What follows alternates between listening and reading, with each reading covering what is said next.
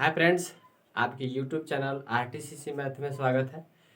Friends, पहले जो इससे जो पहले वीडियो मिला था वो मिला था कंपाउंड इंटरेस्ट का टेस्ट मिला था, ठीक है। तो लोगों ने बहुत देखा लेकिन अभी तक उसका आंसर किसी ने नहीं भेजा, ठीक है। तो अगर आप आंसर आप अगर आप नहीं देखे हैं तो देख लीजिए, अगर देख लिए हैं तो आंसर भेजिए। तो हम लोग आज पढ़ेंगे एलसीएम एचसीएफ। हमें पता है कि आप एलसीएम में से बहुत अच्छी तरह से जानते हैं, पढ़ते भी हैं, आपको पता भी होगा, ठीक है। उसका सारी चीज़ें पता होगा। लेकिन एक बात ध्यान से सुनिए, संसार में बहुत सारे लोग हैं जो खाना खाते हैं। ऐसा तो नहीं है कि नहीं खाते, सब कोई खाते हैं, लेकिन सबका खाने का तरीका अलग होता है। तो आप अब ये नहीं है कि तरीका का मतलब क्या है, सबका खाने का, कोई बेलचा लगा के खाता है तो कोई सीधा लगा के खाता है, समझ रहे हैं ना। तो आपको जो है, आज आप चुपचाप जो है वीडियो को बिना स्किप किए और धीरे धीरे आप आराम से सिर्फ समझिएगा, ठीक है। क्योंकि कभी भी जब चैप्टर स्टार्ट होता है ना, तो मेरा एक काम रहता है सबसे इम्पोर्टेंट कि मैं उस चैप्टर में जो भी घटनाएं होने वाली है मैं पहले ही सारे बता देता हूँ। अब चैप्टर के अंदर जब आप जाएंगे तो आपको पहले तो बात है यहाँ 50% से ज़्यादा समझ में आ जाएगा, और जब चैप्टर में इन करेंगे तो वहाँ 100% क्लियर हो जाएगा, समझ गए। यही कारण है कि मैं इंट्रोडक्शन क्लास पहले देता हूँ, यानी कि फंडामेंटल पहले देता हूँ, समझ गया।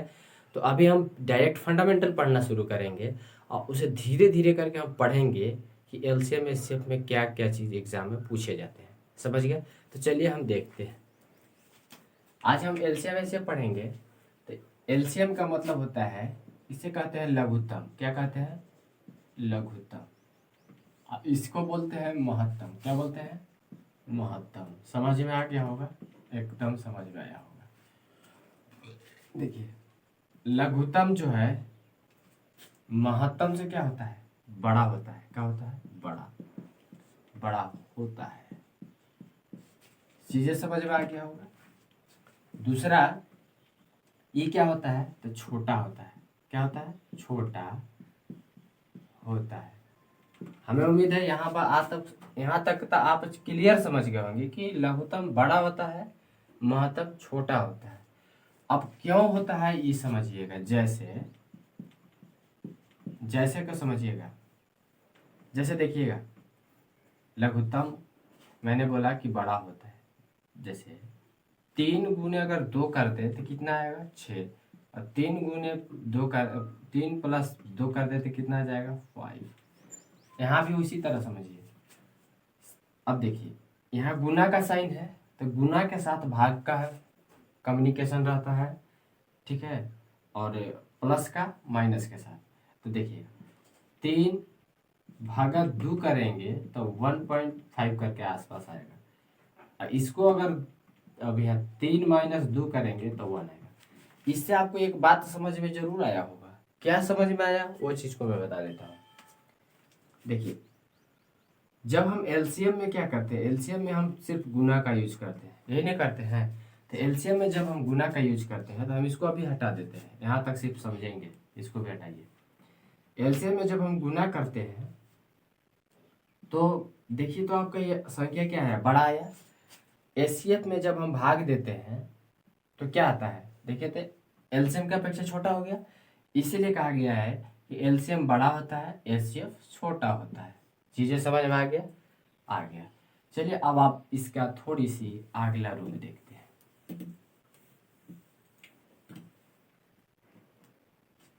एलसीएम हर समय गुना होगा। एलसीएम में क्या होगा? गुना होगा, ध्यान रखिएगा। एचसीएफ में क्या होगा? एचसीएफ में हमेशा क्या होगा? भाग होगा, ध्यान रखिएगा। हमेशा क्या होगा? भाग होगा। एचसीएफ हमेशा भाग का रूप है। नेक्स्ट, जब भी हम एग्जाम में जाते हैं तो हमें एलसीएम मिलता है। एलसीएम एक न एक परीक्षा में पक्का मिलेगा, चाहे कुछ भी हो जाए, एकदम लॉलीपॉप रहे चाहे इजी रहे, समझ गया, लेकिन रहेगा ही रहेगा। तो देखिए कैसे एलसीएम, आपको भी पता है कि हम एलसीएम जानते हैं, पढ़ाने की जरूरत नहीं है मास्टर, मुझे पता है, लेकिन फिर भी आप थोड़ा सा देखिए, शायद हमसे कुछ अच्छा मिल जाए आपको। मान लेते हैं कि 12 दिया है, 24 है, 28 है, 25 है, 50 है, 100 है। समझ गए? ये आपके साथ एलसीएम का कुछ संख्या दिया हुआ है, तो हम इसे एलसीएम एग्जाम में हमें क्या करना पड़ता है, शॉर्ट में एलसीएम बनाना पड़ता है। समझ गए? तो इससे ये कैंसिल हो जाएगा, इसमें से कोई और कैंसिल होगा, इससे नहीं होगा, इससे ही कैंसिल होगा, 25 दूना 50 होता है, इससे कैंसिल होगा ये।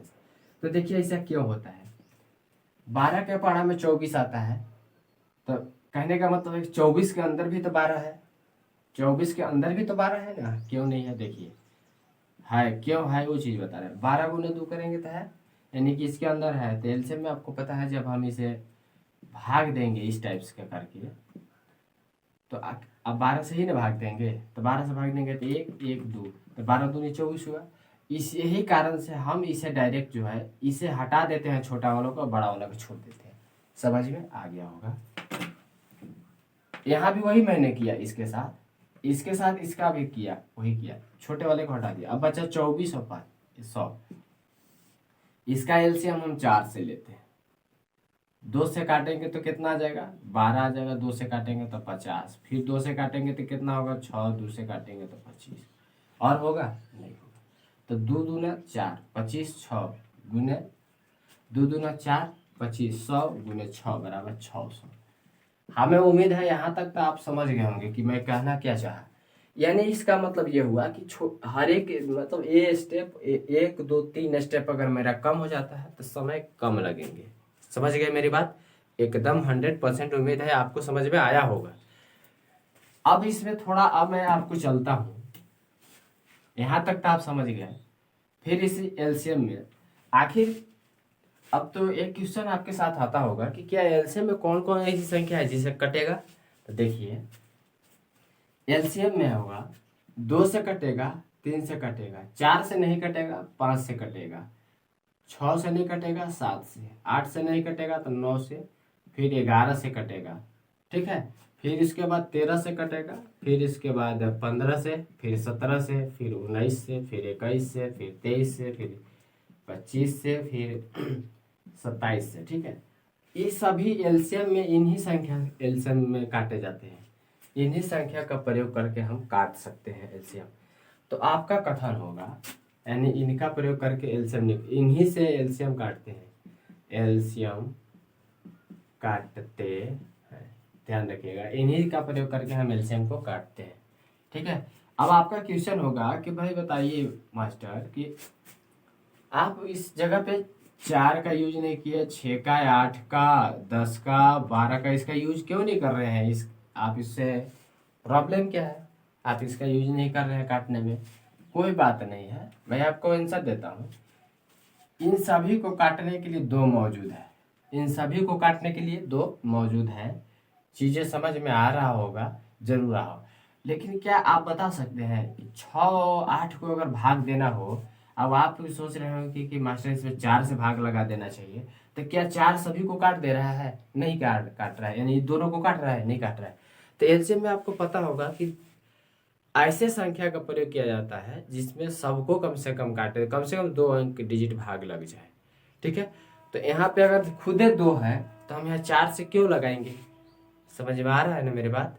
4 से क्यों लगाएंगे, क्योंकि 6 तो कट नहीं रहा है। लेकिन ऐसा कोई डिजिट नंबर, कोई संख्या है जिससे दोनों कट जाए?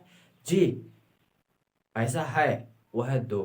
2 ऐसी है कि आप अगर रख देते हैं तो सम संख्या कोई भी हो वो 100% कट जाएंगे। समझ में आ रहा है? तो सम संख्या तो 4 भी है लेकिन नहीं काट रहा है, इसलिए सब में कॉमन होना चाहिए, सब में कॉमन होना चाहिए, लेकिन 6 में कॉमन 4 नहीं है, इसलिए नहीं होगा। समझ गया है? इसी कारण से 4 का प्रयोग नहीं करते हैं। ओके, कभी कभी होता है 4 का भी प्रयोग कर लेते हैं, उससे कोई फर्क नहीं पड़ता, लेकिन एक मेथड रूल से अगर कहा जाए, एक रूल के हिसाब से चला जाए तो ये जरूर आप फॉलो, जब छोटे बच्चों को आप बता रहे हैं ना फर्स्ट में, तो आप इस प्रयोग कर सकते हैं। लेकिन आप अगर खुद कंपटीशन लाइफ में है तो आप जरूरी नहीं है 2 ही से काटिए, आप 4 से भी काट सकते हैं, ठीक है। लेकिन फिर भी समझना जरूरी था, चीजें को समझ गए होंगे यहाँ तक कि मैं क्या कहना चाहा। अब मैं आपको बताना चाहता हूँ, उसे ध्यान दीजिएगा। एलसीएम में आपको बातें समझ में आ गई कि एलसीएम में करना क्या है, लेकिन थोड़ा सा अभी और एलसीएम बाकी है। एलसीएम में क्या होता है कि गुणनखंड विधि से एलसीएम आता है, गुणनखंड विधि से एलसीएम आता है। तो गुणनखंड विधि में क्या होता है कि 2 के पावर 4, 2 के पावर 5, 2 के पावर 7, अब 3 के पावर 5, 3 के पावर 2, 7 के पावर 3, 7 के पावर 4, इस टाइप का एलसीएम में गुणनखंड व्यवहार आता है। तो मैं कैसे समझूं कि एलसीएम इसका क्या होगा, एचसीएफ क्या होगा, ये चीज को मैं देखिए, अगर इस तरह के दिया हुआ रहता है, जो सबसे बड़ा पावर रहता है ना, क्या लिखना है, सबसे बड़ा घात, सबसे बड़ा घात होगा, ठीक है। सबसे बड़ा इसमें क्या होगा, किस 2 के घात में सबसे बड़ा कौन है, 3 के घात में कौन बड़ा है, 4 7 के घात में कौन बड़ा है, तो जो बड़ा रहेगा उसे लिखेंगे। तो 2 के पावर 7 घात, 3 के पावर 5 घात और 7 के पावर 4 घात। तो जो सबसे बड़ा होता है वही उसका एलसीएम होता है। क्या होता है, जो सबसे बड़ा पावर होता है वो उसका एलसीएम होता है, जो सबसे बड़ा पावर होता है वो उसका एलसीएम होता है, ठीक है।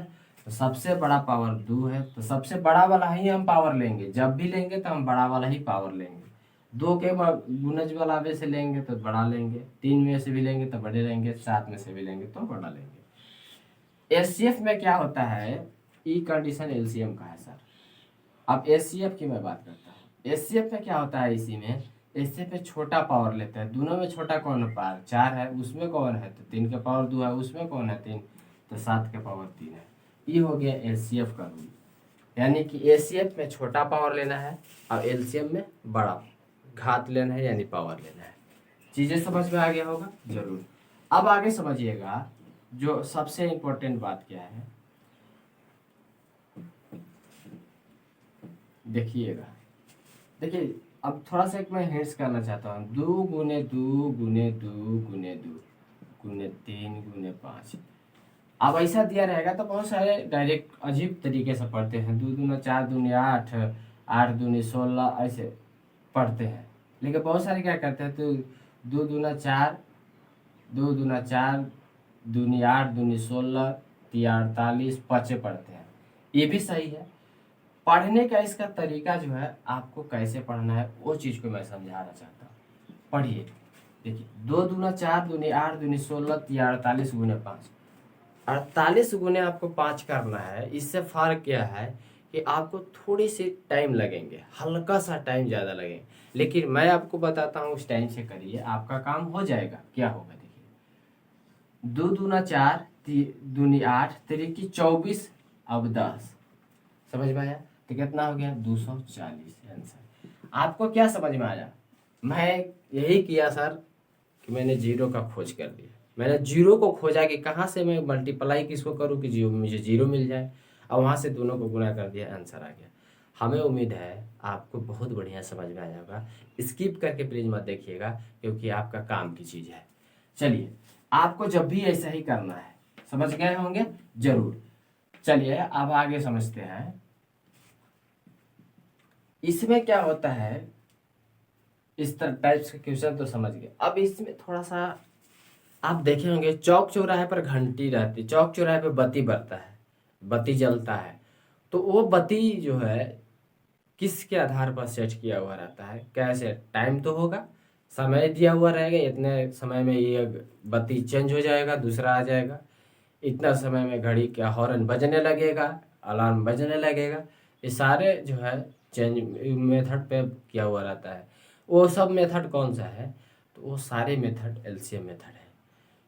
टाइम पर घड़ी का बजना, अलार्म, और बत्ती अलग अलग समय में जल जाना दोबारा, 8 सेकंड 10 सेकंड के बाद जलता है, अगला कितने सेकंड के बाद जलेंगे, ये सारे चीज़ एलसीएम मेथड पे फॉलो होता है। और जो भी टुकड़ा, जैसे घर में टाइल्स लगाना है, बड़े छोटा लकड़ी दिया हुआ है, बड़ा छोटा कपड़ा का पीस दिया हुआ है, उसे सबको बराबर पीस में लाना है, यानी कि सबको बराबर पीस में लाना है, तो क्या करना पड़ेगा, छोटा करना पड़ता है ना। अगर कोई बड़ा है तो उसको छोटा करेंगे तब तो छोटा वाले के बराबर आ जाएगा।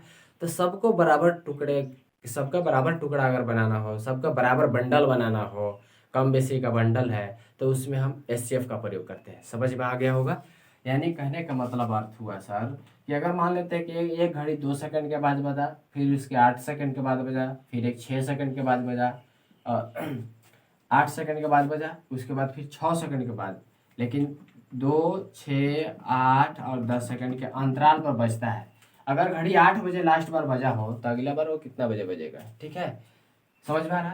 तो इसका हम क्या कर देते हैं, एलसीएम निकाल देते हैं यहाँ से। तो 2 का इसका एलसीएम यहाँ चलेगा क्योंकि दोनों में सब में कॉमन है, और चलेगा यहाँ 10 लिखा हुआ है, क्या दोनों से कटना चाहिए। तो चलिए हम इससे पहले हम लगा देते हैं 2 से, 3 यहाँ लगाएंगे, 4 यहाँ 5, कटने लायक है नहीं है। तो यहाँ 5 चौका 20 और 3 दूनी की 6, 3 दूनी की 6 और 5 चौका 20, यानी कि 120 इसका एलसीएम आ गया। समझ में आ गया होगा जरूर। 120 सेकेंड आया सॉरी, क्योंकि सारे चीज सेकंड में दिया हुआ था जी, ये समझ में आ रही है। तो भाई सेकंड में दिया है 120 सेकेंड। अगर घड़ी अगर 8 बजे बजल था तो अगला बार कितना बजे बजेगा, तो 60 से इसमें भाग देंगे तो कितना आ जाएगा, 2। चीजें समझ में आ रही है, यानी कि 8:02 में घड़ी दोबारा बज जाएगी। समझ में आया। इसी को मैं कह रहा हूँ कि घड़ी अगर क्या अलार्म बजने की अगर टाइम इस टाइप से है तो आपको इस टाइम है। चाहे मान लेते हैं कि घड़ी 8, एक बत्ती जो है 2 सेकंड बाद 6 सेकंड, 8 सेकंड, 10 सेकंड का अंतराल पर अपना कलर बदलता है, तो भी आप यही मेथड लगाएंगे, आपको आराम से निकल जाएंगे। हमें उम्मीद है समझ में आया होगा। अगला बात अगर एलसीएम का था, मैं आपको इसी मेथड पे एक एचसीएफ का मेथड बता देता हूँ, उसे ध्यान से समझिएगा। मान लेते हैं एगो लकड़ी 9 मीटर का है, एगो लकड़ी 12 मीटर का है, और एक लकड़ी जो है 45 मीटर का है। कितना मीटर का है, 45 मीटर का है। अब कह रहा है क्वेश्चन के बाद ये सभी लकड़ी को बराबर टुकड़े में मतलब सभी का टुकड़ा बराबर होना चाहिए, सब बराबर लंबाई का होना चाहिए, यही आपसे क्वेश्चन पूछ रहा है। तो बराबर लंबाई के लिए आपको एसएफ का प्रयोग करना पड़ता है। क्यों, क्योंकि एसएफ छोटा होता है और ये सभी लकड़ी को छोटा है, यानी कोई बड़ा है कोई छोटा है, तो सबको यानी जो सबसे बड़ा है उसको छोटा करना पड़ रहा है। यानी कहने का मतलब ये हुआ कि एसएफ में छोटा प्रयोग करते हैं, इसलिए यहाँ छोटा ही करेंगे। तो एसएफ यहाँ निकालेंगे, एसएफ निकालने से पता चल जाएगा सबका क्या लंबाई होगा। तो यहाँ से देख रहे हैं कि 9 ऐसे 12 लगाएंगे, एक बार में 12 लगेगा, 9 लगेगा सॉरी, 3 से भाग देंगे, 9 लिखेंगे, 3 तिहाई 9, 3 तिहाई 9 कैंसिल होगा, एसएफ कितना आया 3। अब 3 से 45 से भाग देंगे तो 15 बार में लगेगा 45, यानी मेरा रिजल्ट कितना आया 3 मीटर। सभी लकड़ी 3-3 मीटर का बनेंगे, ये याद रखेगा। सभी लकड़ी का टुकड़ा जो है 3-3 मीटर का टुकड़ा बनेगा। अब आप पूछ रहे होंगे कि मास्टर कै गो टुकड़ा बनेगा, इसका भी मैं आपको जवाब देता हूँ, देखिएगा। तो एक लकड़ी का टुकड़ा कितना मीटर का रहेगा, 3 मीटर का रहेगा। तो इसमें कै गो लकड़ी है, तो 9 मीटर में 3 से भाग देंगे प्लस, 12 मीटर में 3 से भाग देंगे प्लस, 45 मीटर में 3 से भाग देंगे। अब पता चल जाएगा कि 9 मीटर में कै गो टुकड़ा बनेगा, 12 मीटर में कै गो बनेगा, और 45 मीटर में क्या बनेगा। तो यहाँ कीजिएगा तो 3 तिहाई 9, 3 चौके 12 और 15 तिया 45। तो देखिए 4 और 3 7 और 15 कितना होगा 22, यानी कि टोटल कितना बना, 22 गो लकड़ी बनेंगे, 22 गो लकड़ी का टुकड़ा बनेगा, टुकड़ा 22 गो लकड़ी का टुकड़ा बन के तैयार हो जाएगा। हमें उम्मीद है सर आप, मुझे लग रहा है कि आपको जरूर समझ में आया होगा। अगर समझ में नहीं आया तो प्लीज़ कमेंट करें। अगला देखिएगा, इसी में है,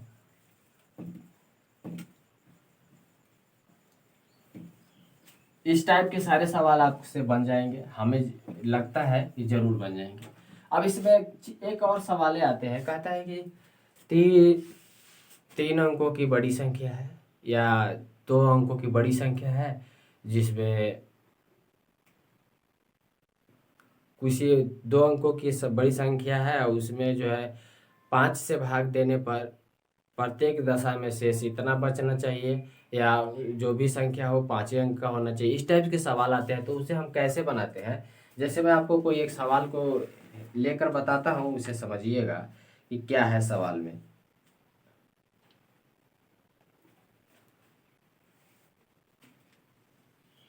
जैसे एक सवाल कहा है कि 5 अंकों की बड़ी से बड़ी कौन सी संख्या है जो 15 और 15, 36 और 21 में से प्रत्येक में पूर्णतः विभाजित हो। 5 अंकों की बड़ी संख्या, मैं एक सवाल बता रहा हूँ। तो 5 अंकों की बड़ी संख्या ले लिए, ठीक है, 5 अंकों की बड़ी संख्या ले लिए। अब कह रहा है कि 15, 36, 21, 15, 36, 21 का एलसीएम कितना होगा, 15, 36 और 21, इसका एलसीएम देखते हैं क्या से कटेगा। ये 3 से कटेगा जी, 3×5 = 15, 12×3 = 36 और 70×1 = 21। अब कटने लायक है तो अब तो किसी से नहीं कटने लायक है, नहीं कटेगा, नहीं कटेगा, कोई बात नहीं। 12×5 कितना होता है? 60 होता है। 70 कितना होता है? 21। तो 21 21 × 6 कर देंगे, देखिएगा 6 × 6 6 दूनी की 12, ठीक है, 1200 इतना आया। तो 1260 से भाग दे देंगे इसके, क्योंकि इन्हीं सभी संख्या इनसे भाग देने पर क्या बचा थी, भाग देने पर पूछा था कि प्रत्येक से पूर्णतः विभाजित हो जाना चाहिए, पूछ रहा था। चलिए इनका एलसीएम ले लिया मैंने। अब यहाँ से हम जो भाग लगाएंगे इसमें, देखिए कैसे भाग लगाएंगे और उसको समझिएगा। बड़ा सुंदर सवाल दिया हुआ है।